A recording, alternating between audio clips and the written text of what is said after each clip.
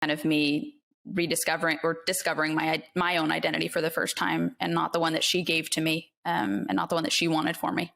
Yeah, that's an intense story. Was there anything good? Like I want to get into the bad parts about being in the public eye when you're little, because it can destroy people. Like you see it from the sidelines. So what were the good parts? It's a long pause. A moment of silence.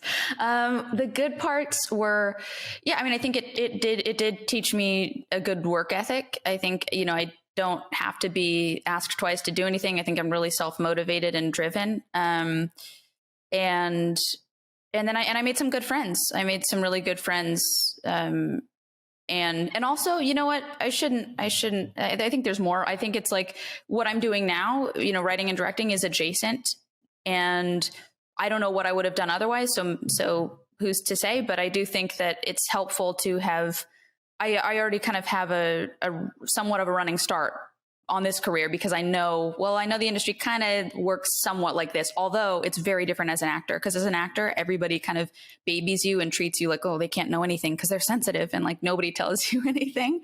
So it's sort of like it's definitely a more narrow point of view, I think, to be an actor in the entertainment industry, but it's also adjacent. I think it was helpful in terms of like switching to the career that I wanted to switch to. Yeah, so that's fair. What about the bad parts? That sounds easier. It certainly is. Bad parts, I mean, there's a lot of abuse that happens. I worked with an incredibly emotionally abusive producer. Even talking about it now, my face gets hot thinking of it, just because he'd say things like, you would work at Yogurtland if you didn't work for me. And he would just scream. How old were you? I was, when I started the show, I was 13. Does Yogurtland even hire people when they're 13? Is that even a reasonable thing to say? The real questions. Thank you. Exactly. It's like, he was like a comically, like the bad teacher or whatever you would expect in like an over the top broad family comedy. That's what he seemed like, very villainous and almost like mustache twirly in his kind of personality.